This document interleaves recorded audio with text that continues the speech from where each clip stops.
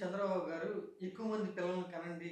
రాష్ట్రం కోసం రాష్ట్ర ప్రజలంతా కూడా పిల్లల్ని ఎక్కువగా కనండి. నేను 25,000 ఇస్తాను, ఇల్లు ఇస్తానని హామీలు ఇస్తా ఉన్నారు గదా! దాని గురించి ఏమంటారండి?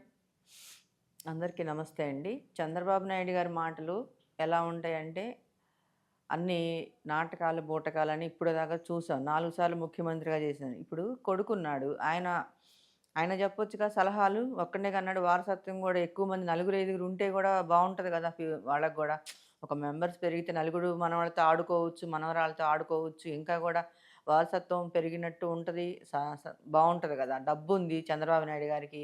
ఎంతమందినైనా కంటే గూడా అది పిల్లలు గూడా చదివించుకోవడానికి ఉంటది. వాళ్ళని సెట్ జేసుకోవడానికి ఉంటది. పేదలకి చెప్తే పేదలు ఇయాల ఇయాల కష్టపడితేనే తెచ్చుకునే పరిస్థితిలో ఉన్నారు ప్రతి ఒక్కళ్ళు గూడా.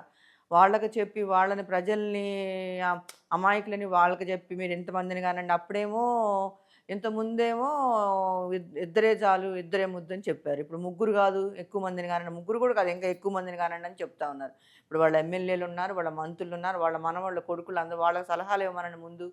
వాళ్ళ సలహాలిచ్చి తర్వాత ప్రజలకి చెప్పమనండి. పేద ప్రజల్ని ఇంకా మీరు ఎక్కడ తీసుకెళ్ళాలనుకుంటున్నారు? ఇంకా దిగజార్చి ఇంకా వాళ్ళకి ఇంక తినే తిండి కూడా ఒక్క పూట తినే తిండి కూడా లేకుండా చేయాలనుకుంటున్నారా చంద్రబాబు నాయుడు గారు? మీ స్వార్థమేనా? ఎప్పటికీ మీ స్వార్థమేనా?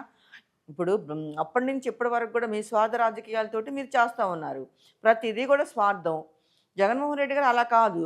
ప్రతిదీ కూడా బాగుండాలి, పేద ప్రజలు బాగుండాలి, పేదలు బాగుండాలని ఆయన అనుకోని అన్ని పథకాలేసి చేశారు.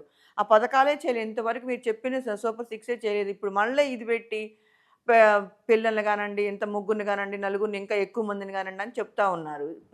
చెప్పిన పథకాలు చేయండి మీరు. చెప్పినయి చేయండి. ఇంతకుముందు ఇళ్ళు ఇస్తామన్నారు ఇయ్యండి. సూపర్ సిక్స్ అని పెట్టారు. ఒక్కటి కూడా మీరు చేయలేదు. అయి చేయండి. చేయకుండా మళ్ళా ఈ పథకాలు ఇది పెట్టి, కొత్తది పెట్టి ప్రజలు ఎలా కనపడరు మీకు గొర్రెల్లాగా, ఎర్రి గొర్రెల్లాగా కనపడతా ఉన్నారా చంద్రబాబు నాయుడు గారు? మీరు ఆలోచించుకోండి.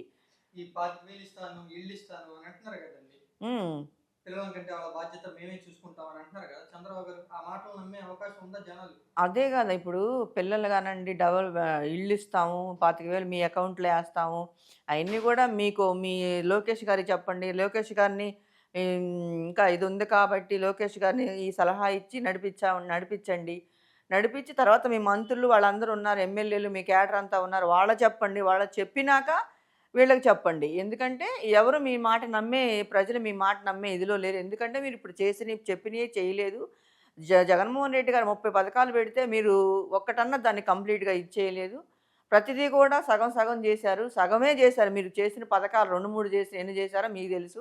ఆ పథకాలు కూడా సగం సగమే జేశారు. మీ తెలుగుదేశం అది స్టిక్కర్ అంటించుకున్న వాళ్ళకే జేశారు. ఇంకా ప్రజలందరూ ఏమైపోతారని మీరు ఆలోచించుకోండి. ఇంకా మీరు ప్రజలతో ఆడుకోవాలనుకుంటే మీకు తగిన బుద్ధి చెప్తారని మీ మీ ద్వారా నేను చంద్రబాబు నాయుడు గారికి చెప్తా ఉన్నాను.